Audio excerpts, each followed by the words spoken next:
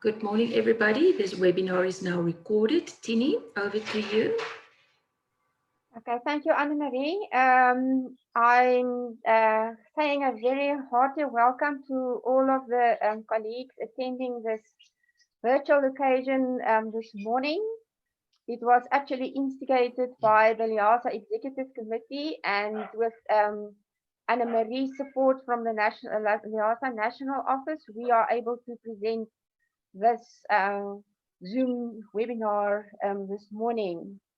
You should have received your some arrangements with Anne-Marie's notification yesterday about your visibility and audibility and chats. I also just want to add here that this meeting is recorded, and afterwards Anne-Marie will send a link where you can access the recording again.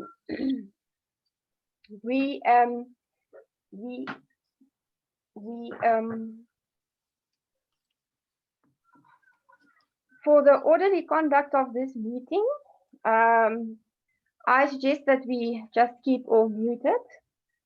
At some stages, some people will unmute themselves just to say something what is necessary to say. I'm requesting that when it comes to the question and answering session, that we use the chat option where you type your questions. We have two of the committee members.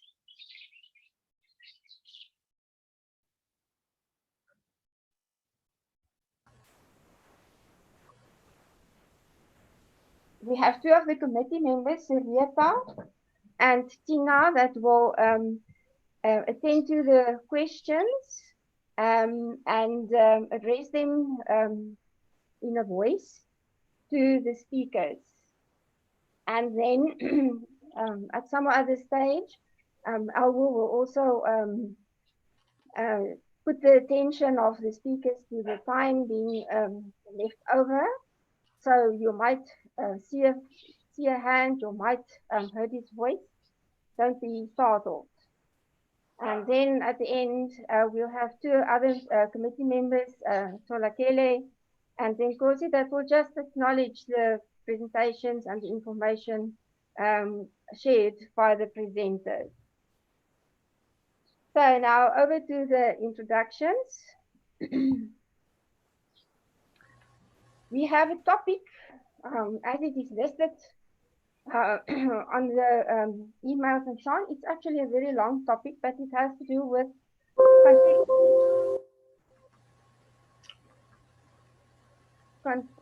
Anne-Marie? Anne-Marie? Yes, Tini. Am I on track? Yes, do go ahead. I can't see myself. I can't. Okay. In any case, so we have the topic on contextualizing data, shaping the roles, functions, and competencies of metadata practitioners in the organization of information resources for the digital era. Now, the digital era is quite a disturbing factor in our lives. In some cases, in other cases, it is quite the focus of our lives, just as we experiencing now with this webinar, Zoom webinar. I just want to share with you what the cataloging and indexing group, it is the CILIP, Chartered Institute of Library and Information Professionals in UK. They have changed their name to become now Metadata and Discovery Group. And the reason why they did that, and I'm going to read that for you, our name change reflects the fact that, as well as creating metadata, information professionals also need to manage, migrate, and edit metadata in order to enable discovery of resources. And that they do so increasingly in non-traditional sectors. Now, such a non-traditional sector is the scholarly communication area. which it emerged and it's evolving, and it's becoming a core part of the curriculum and of librarians' activities nowadays. Then in South Africa, we have a list expert in the person of Professor Jaya Raju, and she has written on this scholarly communication as a developing field, and she compared it with what happened in overseas countries, and also regarding the training, how the LIS curricula looks out. And she found that, as in overseas countries in South Africa, the curriculum is also lagging behind.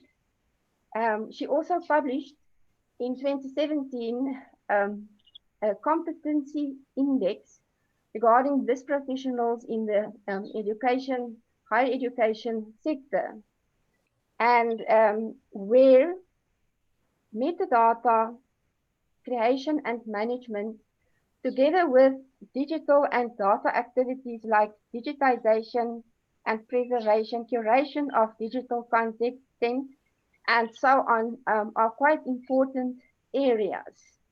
And if you look at the generic areas, to be computer literate and able to work social media and work with web content are also important. So I think with that, I'm presenting our two presenters, Dr. Johann van Wyk, who is the Assistant Director at the Department of Library Services at the University of Pretoria, and also the second speaker, Dr. Lorette Jacobs from UNISA.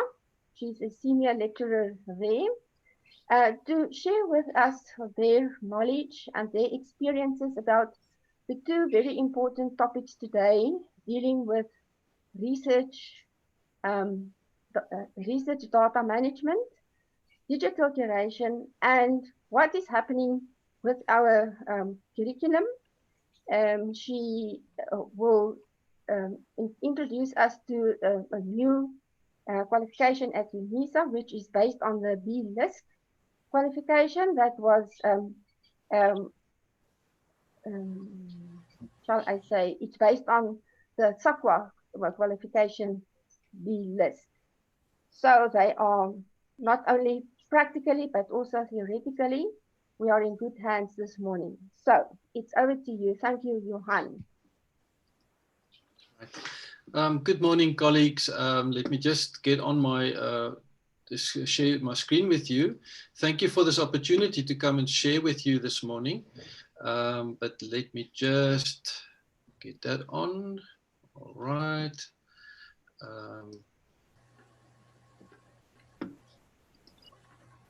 I hope everybody can see my screen. Is it fine?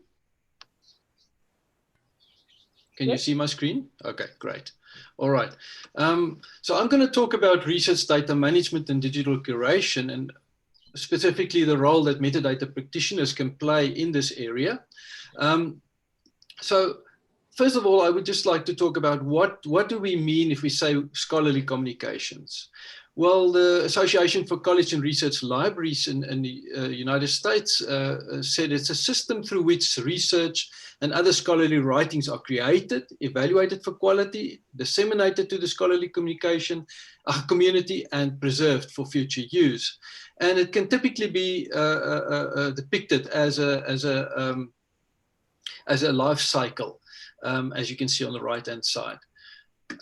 Just go to the next screen. Now, how did it develop? Where did it come from? Well, in 1665, actually, the modern version of scholarly communication started with the launch of two journals that were launched then. And then the journals gradually grew, and then there was a need for a classification system.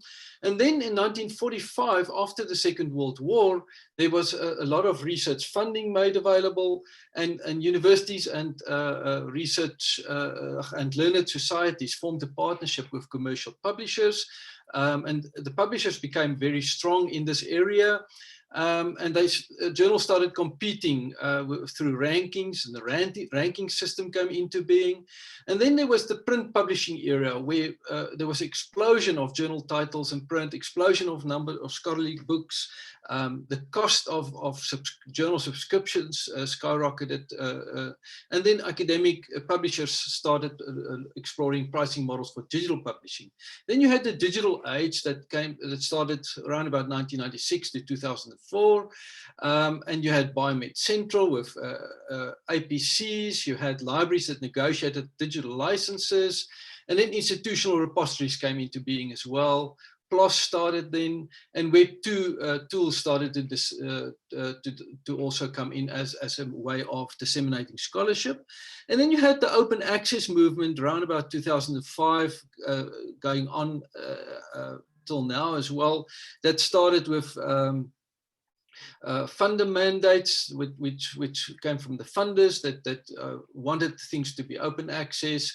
The libraries also started to become custodians of research data, OER, OJS systems, and scholarly communications positions and departments emerged.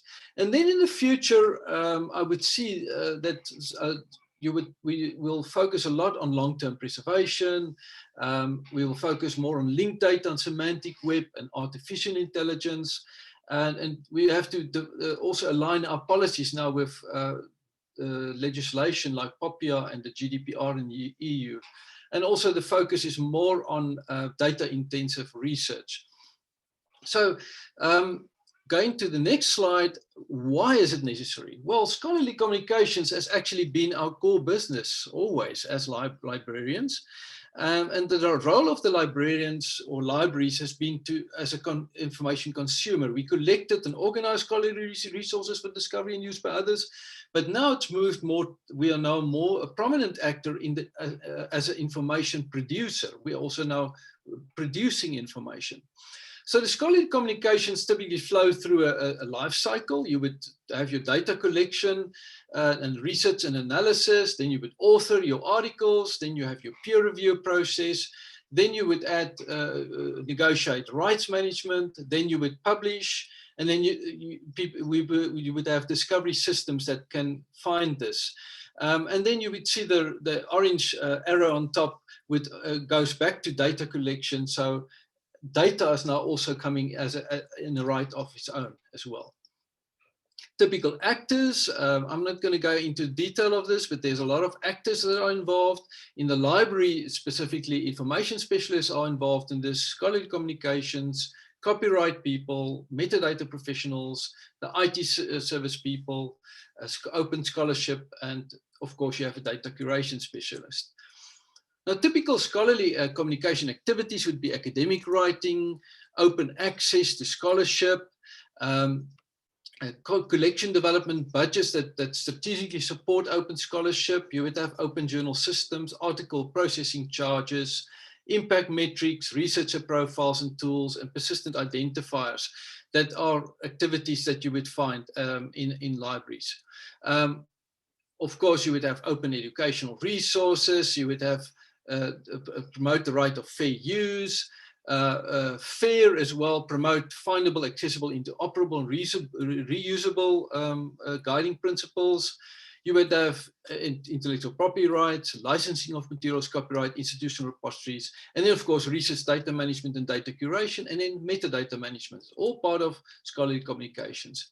Now, at the University of Pretoria, we have a number of policies that address this area of scholarly communications, and we also have procedures documents available. Those that are in red on this slide is actually managed by the library itself.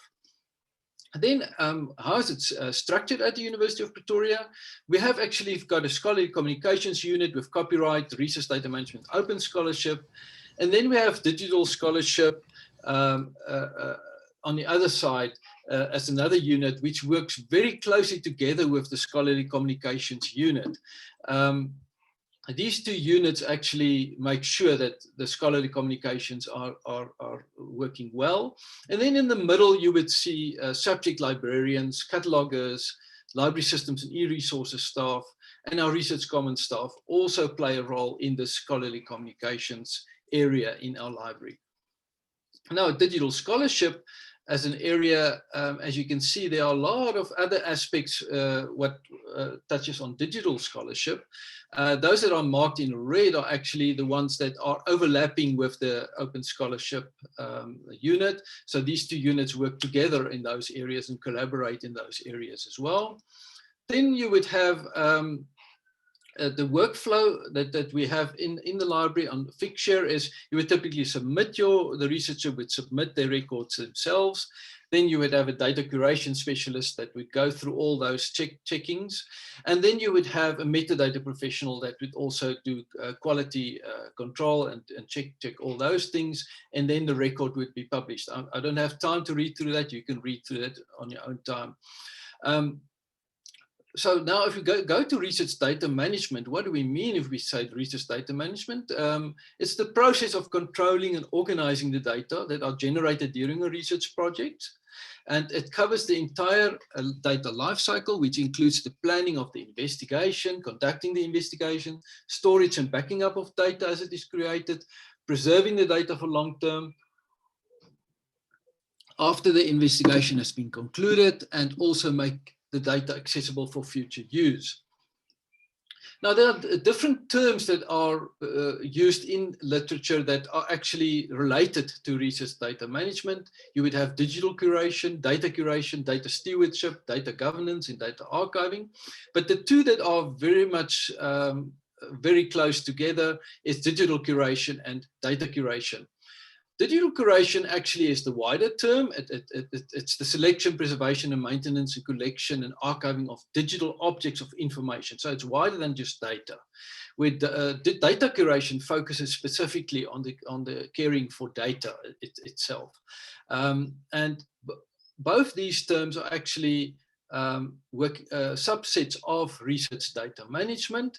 And research data management is the broader term that covers all these aspects that I've just mentioned on this slide.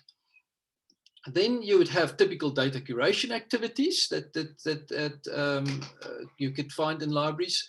You could have add preservation metadata. There could be specific data repositories, staging repositories, advice on storage options, application of controlled vocabularies, data preservation standards, bibliometrics and altmetrics, advising on data ethics, data citation, data cleaning, data documentation, data visualization. There's a lot of things, I can't read through all of them, that are actually data curation activities that you would typically find in libraries and as part of scholarly communication.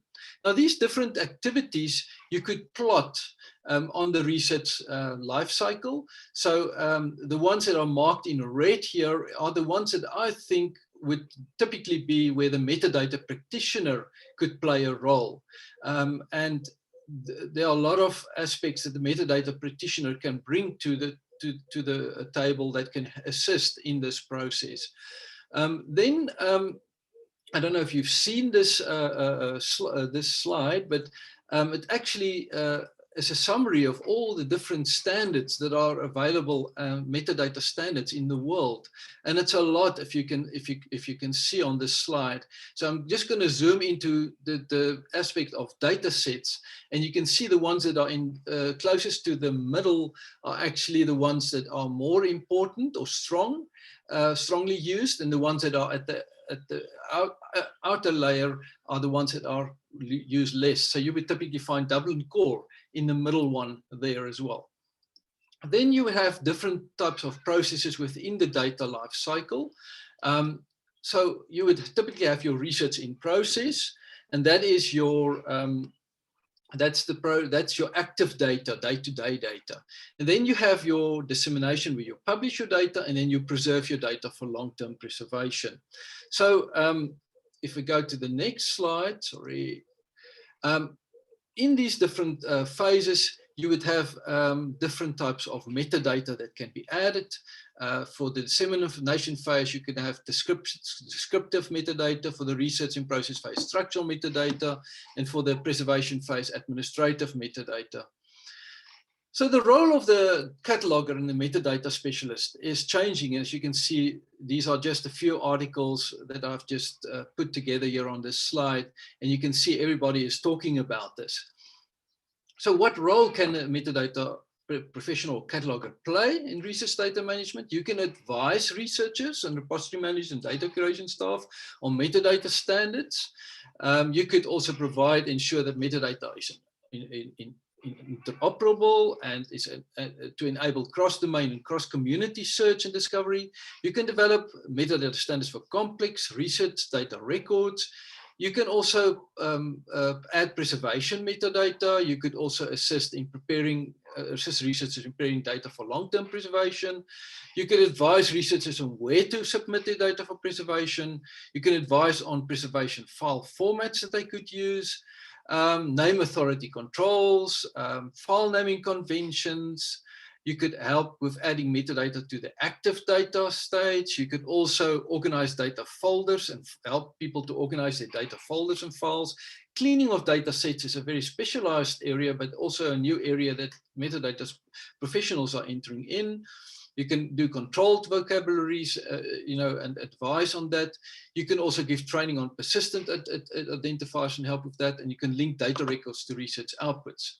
So what's happening with regards to training? Well, the University of Cape Town has got a specific short course on research data management. And they also have a master's course specializing in digital curation. You just mentioned UNISA. I was not aware of this new thing, so maybe the next speaker will speak about that. And then you have at UP, we have an MIT in librarianship, which includes a module on research data management. I don't know if you know about the Network of Data and Information Curation Communities, NEDIC, which we also have a program of workshops that we have throughout the year. The RISA has a national data workshop, and then there's an eResearch Africa conference every second year as well. Then internationally, I think most of us know lynda.com. It's now called LinkedIn Learning. They've got various courses on metadata. You have the Mantra online training on research data management, which you could also go and have a look at. You have the IASSIST workshops and conference that can help you. There's the Data Curation Network in the United States. It's very US focused, and they have workshops and they have valuable sources to look at. Then there's the Netherlands as well. They have this course available. The online option is free, but there's also a paid version, which is a full course. Then you have DataONE training workshops, and the workshops is at a cost.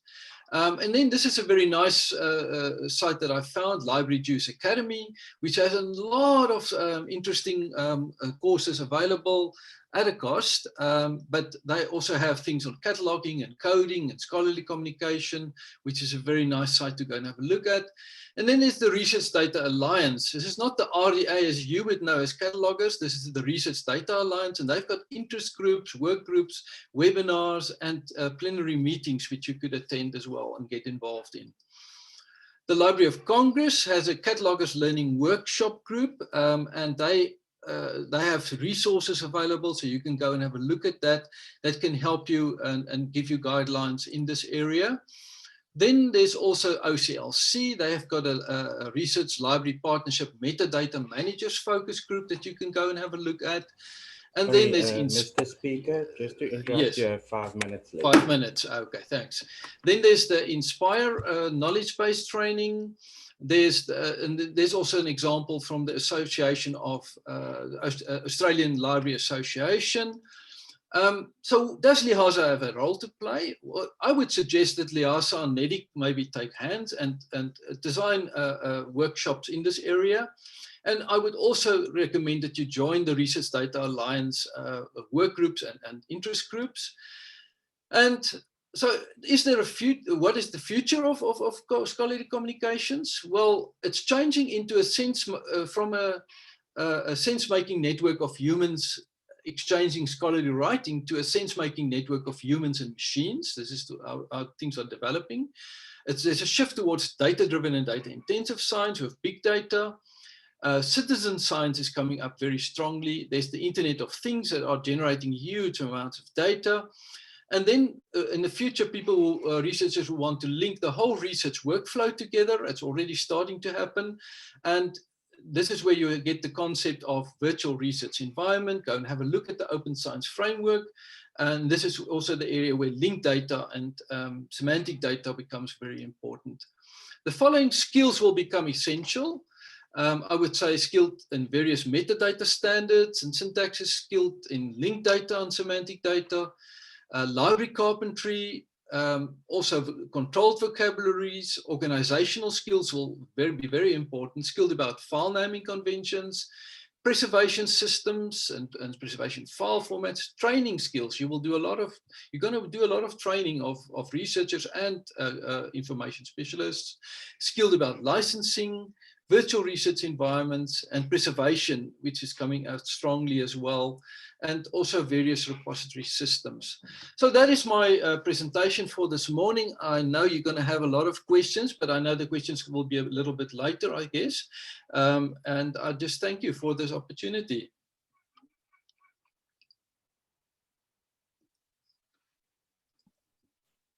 Thank you, Johann. You have given us a mouthful of things to think over. I can imagine. So I think I hope the brains are working so that we get some questions a little bit later, just after Lorette's presentation. And with no further ado, I'm asking Lorette to come to the stage, please. Thank you. Thank you very much. Good morning. I'm just trying to get my presentation there. Just give me a sec. Just tell me that you can see. Can you see? Yes. Yes. Okay, thank you very much. All right, good morning, everyone. Welcome to the session. This session is about, and I thought not to just look at the qualification that we offer, but just a little bit broader. So the focus is on our library professionals for the future. Are we reshaping our prospects, or are we just following others? So this is the focus of my study. What I would like to share with you to start off with is Miguel Ferrigo is a very, what shall we call him? Powerful futurist. If you don't know what futurist is, obviously they're people that indicate what will happen in future and make predictions about the future, etc. And he said that the future world develops out of the present world. We can learn a great deal about what happens in the future by systematically looking at what happens now. So if this is true, we need to ask ourselves, and you need to be very honest when you ask yourself this, because your answers to these questions will determine whether we are moving ahead and giving the trend, or are we just running behind? Do we as information professionals, do we identify trends in society and prepare ourselves and our environment to cater for these trends? Do we set the trends, or do we just respond to them? Are we maker movers, meaning are we utilizing technology and new channels of communication to create opportunities to share information? Do we as information professionals use virtual reality to create opportunities for our users to experience information beyond the words and pictures of traditional information access? Do we provide 3D, 4D, and even 5D opportunities for our users to become immersed in information experiences? Are we able to organize and retrieve valuable information content in the virtual reality through metadata management, through, is it possible for us? If you have answered no to any of these questions, then we must ask ourselves, how can we assess the situation? How can we change it? So that means that we have to analyze our current environment to determine or predict trends for the future. We need to use these predictions to prepare ourselves for the future environment and to help shape the future. We need to create personal foresight. So what is it that we have and what is it that we need to develop, skills, competencies, to prepare ourselves for the future? And are we trendsetters, or are we just followers? How do we become trendsetters? And that is what is important. When we want to become trendsetters, we need to look into what is out there and what is shaping our futures. For example, the Sustainable Development Goals. How many of you know about these goals? Johann just spoke about citizen science. How many of you have been involved in citizen science or citizen science projects? Are you able to manage the citizen science information? Can you catalog it? Can you arrange it so that it is accessible? Also, in terms of the technology, are you able to utilize advanced robotics? Are you able to utilize augmented technology or realities? Can you do online simulations?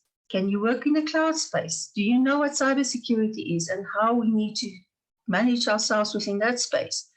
Can you do the big data analytics? Can you do big data management? Can you do big data maintenance? If not, these are the things that we need to change our perspective on so that we can actually be the trendsetters for future and not just the followers. So leading us into the future, the Council on Higher Education and the IASSA has developed a standard for bachelor degrees in South Africa. Now this standard has been through a number of changes and various ways in which people looked at it. Many people have had an opportunity to engage with it from the academic side as well as from industry side. And eventually there were these key areas that the standard said we need to focus on for new qualifications. This includes the foundation knowledge for information science and ethics compliance, the selection, acquisition, and organization of information access and retrieval, library ICT digitization and preservation, leadership in managing services and trends, scholarly communication, as well as reading literacies and learning, and research methodology. So in order to get to develop an innovative, enthusiastic, and make a move of information professional, the people that we develop, the people that we train in future, need to have skills and competencies related to all these categories.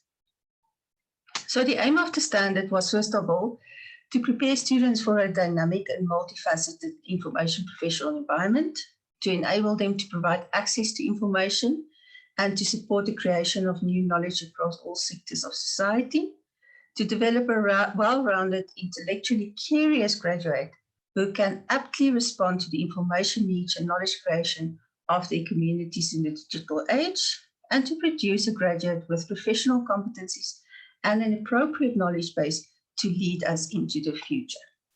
So what do we think these people have? And there's a variety of skills and competencies. For the purposes of this presentation, I've only really focused on the data management, organization, information retrieval competencies.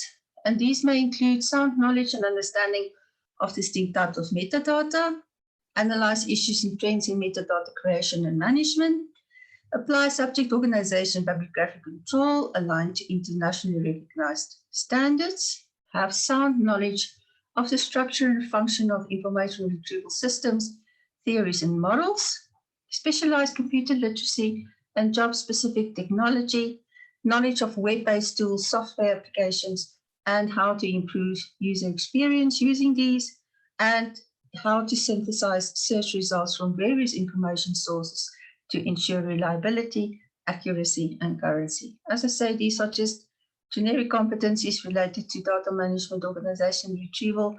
Obviously, the standard expands a lot, and there are many more competencies and skills that we can focus on. So coming then to the new four-year degree that we are developing. First of all, why do you need to take note of this? Well, UNISA is the biggest distance education institution in Africa. So obviously we train the largest group of students, and related to the Department of Information Science, we have the largest group of students that we actually put into the market. So if our qualifications are not up to standard, or if we do not train people for the future, it means that we will not have a workforce that can actually be creative, innovative, and think for themselves. So in order to develop this new qualification, we focus on the principle of a responsive curriculum. Now, a responsive curriculum means that we need to consider the learning needs and aspirations of individuals, their intellectual abilities, their aptitudes, as well as discipline-specific competencies that are required for us to prepare individuals for the changing world of work. How do we build this responsive curriculum? A responsive curriculum usually have two streams or two components. The one is inward related, the one is outward related. So in terms of inward related, the focus, the emphasis is on understanding the discipline, disciplinary subjectivity, cultivation of key skills, critical thinking, teamwork, learning skills, problem-solving skills, creativity, innovation, and the willingness to learn, and also considering industry-related requirements, taking note of international trends and developments, align it with the principles of decolonization and Africanization, so that at the end of the day, you get to this point where you actually have a competent, well-versed, well-rounded graduate. In order to create or build this responsive curriculum, there's usually three components that we look at. What is it that we want the students to learn? What happens around us? What new trends, changes, developments are happening that will influence the curriculum? And what will the students' experience be during the learning process? Which brings us then to this new qualification. We call it the Bachelor of Information Science. It will be a 4-year qualification. And the rationale for this was that across South Africa, there are pressing demands from government, industry, and students for tertiary qualifications that respond to skills development, industry and workplace demands, and the lived realities of students.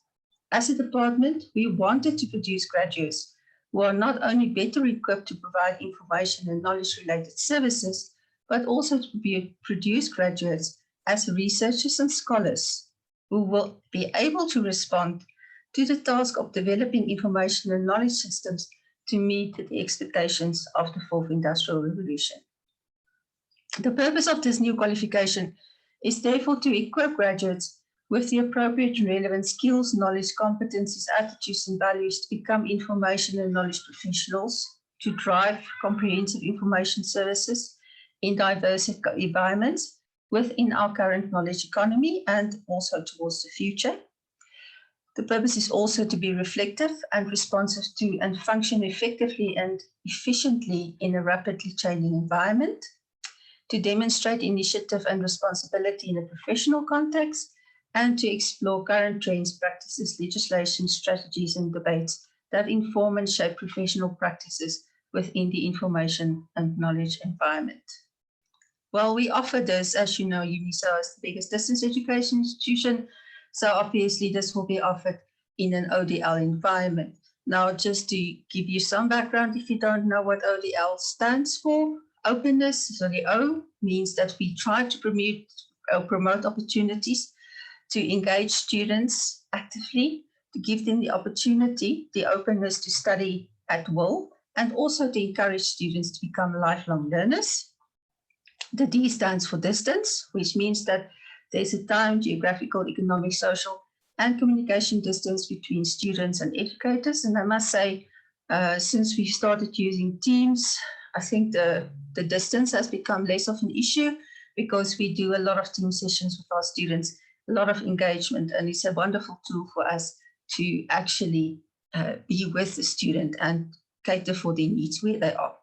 And then the e-learning means that we use technology to develop independent, self-directed, and reflective students, no matter what kind of teaching or learning strategies we use or that's familiar to them. And all of this obviously is supported by technology.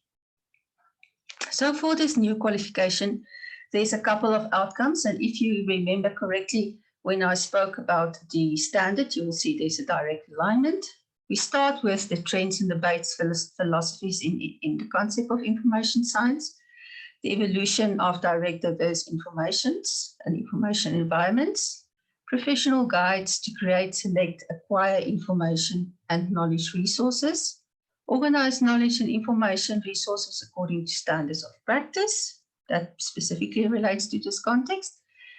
Implement strategies to access and retrieve information and knowledge related to users. Again, this relates to this context. Implement technology to solve problems within the information and knowledge environment.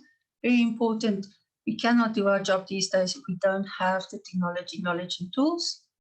Apply management models to manage sites of practice efficiently and effectively. Promote information and knowledge management. Develop innovative skills and strategies to promote multimodal literacies. Remember that not everybody in our society is equally apt to information, to access to information, to literacy. So it's very important that we also focus on multimodal literacy so that we don't leave anybody behind. Engage in research projects, analyze and create a profile of information needs and searching behavior, and finally work in an information or knowledge environment to apply knowledge, skills, and values. So how does this pan out? Well, this is the new curriculum, and I have tried to just focus on the modules that is specifically related to data management and retrieval and organization of information. So in our first year, there is the introduction to information services and sources, as well as introduction to information communication technology in information environments. In the second year, we focus on descriptive cataloging, classification of information sources, reference services, and fundamentals of database design and information systems in information services. In the third year, we've got advanced descriptive cataloging, advanced classification of information sources, and computer coding and program applications in information services, as well as collection development and management and research data management. In the fourth year, we've got verbal subject description, augmented technologies in information services, web technology design, as well as research data analysis in information science. Sorry to interrupt, speaker, you have 5 minutes left. All right, thanks. So how does this all relate? If we go back to the standard, it says that we need to collect, catalog, retrieve, and disseminate research production of others. We need to collect management principles and policies in the selection and acquisition of information. There must be analysis of the theories, metadata management, subject organization, bibliographic control, and international organized skills and standards. And as you can see, these are then the modules in which we will cater for that. The same with access and retrieval of reference work. We need to focus on structure and function of information retrieval systems, as well as theories, models, and process of information retrieval.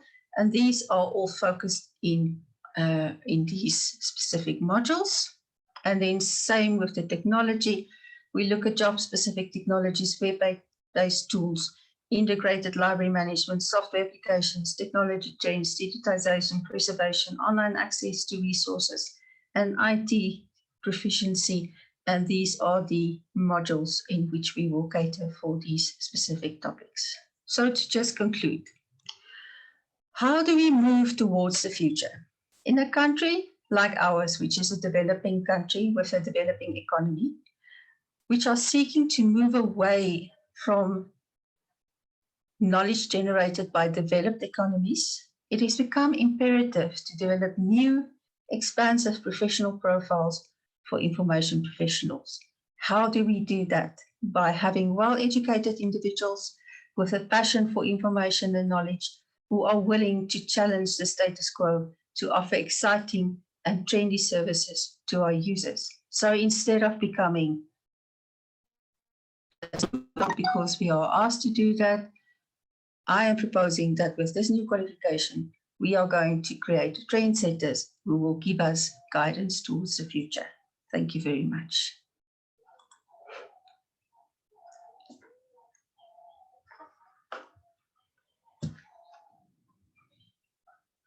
Alvin, you can take over.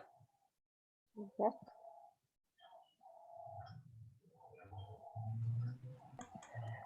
Am I alive?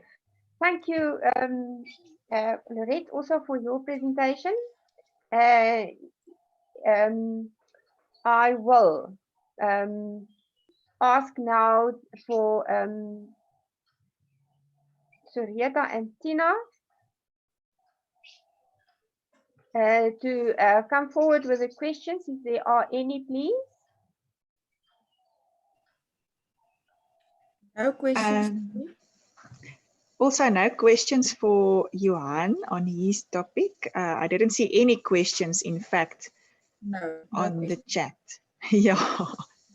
So if you have some, feel free to quickly type them in and we'll see if there's anything. But I think both of the presenters provided us with a lot of answers to questions that we had, and we are very excited about this new qualification. It does look very, very neat. Yeah, I can also say about the new qualification. It looks friendly, as you said, and with also a new or a core area that's being developed or developing with a research data management area. We are living more and more towards a data-driven environment, so we need actually to skill up our data and digitize skills in today's environment. Is there perhaps any question? Further question? Any other comments? Tini, can I just explain to everyone, from a qualification development point of view, we have now gone through the whole process. We've had a lot of engagement with our community. So we had a lot of workshops in which we asked people for their inputs. So we listened to everybody. There was also a presentation at the conference at LIASA last year where we presented this so that we could get more input from everyone. Now it has gone through the process at UNISA, so it's been approved by Senate, etc. And the following process is now going to happen, which is that it will be submitted to the Council on Higher Education. It will then go through a review process. And once we get feedback, we need to make any corrections that the review is requested, whereby it will go back to them. Once SAQA or the CHE is happy, it will go to SAQA. SAQA then registers this formally, and only once it's been registered will we be allowed to offer it. Now, as frustrating as this may be, it takes about 3 years for the process to complete from the CHE and SAQA side. So what we are doing in the meantime is we are going to start with the development so that by the time that we are actually able to roll out, that we can, and that everything is right and ready. And for that purpose, obviously, we will ask and have a lot of input from communities as well. We will share the information, ask what we should add. And for those who don't know, at UNISA, we've got a process that they call a framework for team approach, where we actually get external reviewers to also give input into our study material to make sure that we are on track and that we have actually included current and future trends in the qualification. And also we are going to try and develop as much of this online. The university has decided to follow the online route. You may or may not know, but we are writing our second fully online exam in October, November. So this is a fascinating and great environment for us as academics to live in, to develop, and to share our knowledge. Thank you. Yes. Excuse me, there's some questions that came up now. Yes, proceed. For Lorette. So I think the first question was answered just now. It is, when is it starting, the new qualification? So in about maybe 3 years' time? That's what we hope, yes. Okay. The next question is from Trish. Will UNISA be offering any short courses to upskill existing metadata practitioners? Yes, you know, unfortunately, this is also a process, and we are only about 30 lecturers. So you must understand time, because we are offering more than one qualification at this point. So the moment that we've got a new content available, there's nothing that prevents us from also offering it as short courses. Okay, one more question from Sarah Golby. Is UNISA considering developing an MLNF with coursework for postgrads who want to further explore new and developing theory and practices? I must be honest, not at the moment. What we have at the moment is our 3-year bachelor degree, which will now become a 4-year degree. Then we also have a 3-year BA degree in information science. We've got a postgraduate diploma in library and information science, which we will also upgrade and upskill as we go along. And then we also have the master's and the PhD. On the archives and records management side, which you may also be interested in, we have got the national diploma. We've just rolled out the 3rd year of our new degree, which is a bachelor degree in archives and records management. Next year, we will be starting with the offering of our archives and records management honors degree, which I think is a really, really great qualification if you are interested in any kind of an honors degree in this field. We are going to look at digital forensics. We are going to look at digital curatorship. We are looking at governance and information governance and records management governance. And then there's also a module on research methodology, obviously, and a research paper that you'll have to do.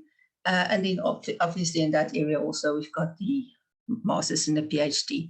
So at this point, this is the scope of qualifications that we offer. Thank you. There's no further questions. No further questions, and also no question for Johann. Is it because some of our attendees are working in the research data management section? I'm just wondering, how many of you are working in such a department?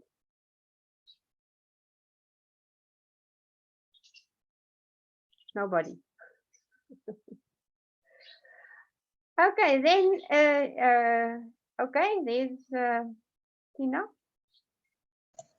Yeah, there's a question now for Johann. There's a thin line between scholarly communication and the role that catalogers, for example, perform.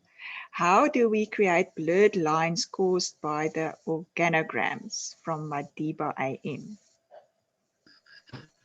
Oh, that's a very difficult question. It will depend on your organization and the structures in your organization. But libraries are the units in libraries are much more moving towards how can I put it, a cross functional cross unit functional model where there are not really lines. We support different aspects. One unit, like I showed you there, you have the digital scholarship unit, but we also have a scholarly communications unit. And we would, in certain projects, we would come together as a team and work on a project. And then in another situation, we will work separate. So it all depends on the need for a specific project. And I think it's very much project related. But yes, those definite lines between specific units or specific roles are really changing. I don't know if I answered that question, because the question can be as, you know, what's the difference between a cataloguer then and a data curator? You know, that in some universities, in some instances, the catalogers become data curators. It all depends on your organization. So yes. Yeah, so I don't know if, I see there's some more questions. I don't know, should I answer that? Yeah, it seems Madiba says, thank you for answering the question. And Marinda asks, how exactly are you planning to involve catalogers in RDM? Well, we already have a cataloger that we've moved into our scholarly communications unit that is supporting our institutional repository with metadata, as well as our figshare instance for research data, that repository.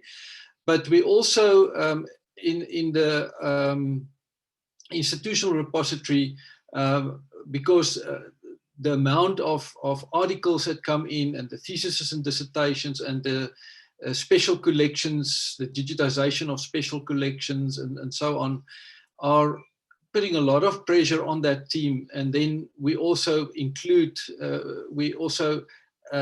as part of their the normal catalogers in the library, as part of their role, we also involve them to help with the metadata, making sure that the quality control, that the standards are adhered to, that the name authority files are correct, that the standard vocabulary is correct. So, you know, again, it's a cross-functional thing, depending on the need that we have. So they will still work in their department, but we also include them from time to time for different projects and different needs. Yes. Perfect. Thank you. Any other questions, Tina? Nothing more yet? No, it seems that's all for now. Okay. Right. Thank you. I think I don't know about the time. Timekeeper, are we on track? I just want to add to what. Yeah, we've got 3 minutes left. 3 minutes. Whoop. Yes. Okay. Right. Paula and Zenkosi, will you please come quickly to the stage? Thank you. Thank you, Tini.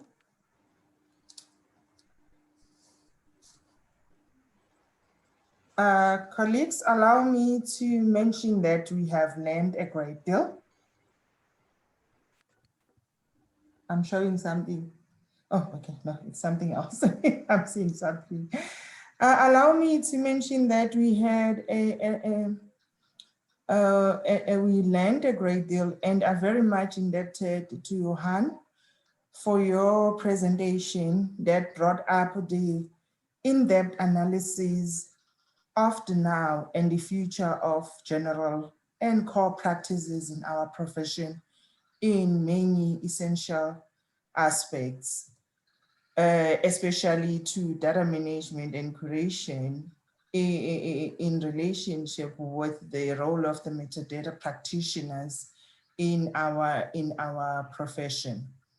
It will definitely have a ripple effect in shaping and contributing towards an effective approach that practitioners in the field of metadata, as well as the LIS school, have to take in shaping their curriculum and courses, with an emphasis of closely looking at designing courses and curriculum that will enhance technological skills required in this digital era.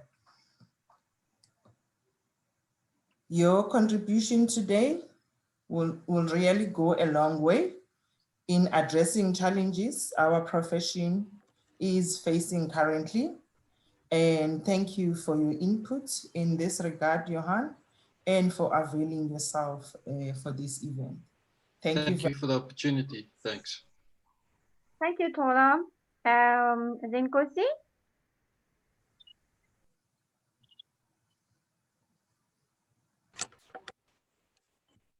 Sorry, we've run out of time, Jane.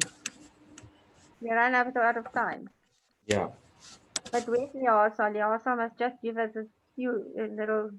LIASA, are you We don't worry, we have time. You can continue. Okay. Thank you. Thank you, Tola, for your words to Johann. Zenkosi, are you ready to address Mr. Jacobs? Zenkosi?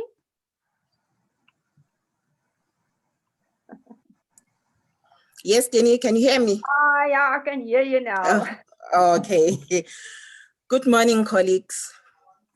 On behalf of the IGBIS Executive Committee, the IGBIS members, and the library and information science community at large, I would like to thank you, Dr. Jacobs, for accepting our invitation and also for delivering such an informative presentation. In your presentation, you mentioned utilizing technology in order to share information in our profession. This is the skill that is highly needed in our profession, as retraining is already essential in the areas of ICT application for professionals who are already working in libraries. And this is what is currently happening, as some of us or our colleagues have to work from home as we are dealing with COVID-19 to share information with colleagues at work. So we need this skill in many ways. And also thank you for enlightening us on how our qualification as LIS professionals is being reshaped in order to be aligned with the South African Qualifications Authority. Thank you so much, Dr. Jacobs. Thank you. Thank you, Zinkosi. I would like to thank my fellow committee members and for Anne-Marie for preparing and arranging this meeting. For our presenters who made themselves available to share this very interesting news to us, and also to you, the attendees. If it weren't for you, we wouldn't have such a webinar. So I thank you for attending it. I hope you have learned something, that you are taking home something that was shared to us this morning. And Anne-Marie, if I remember correctly, she will make available the link where this recording will be accessible for you. So to everybody helping to make this a success, thank you very much, and enjoy the rest of your day. Bye-bye. Thank you so much.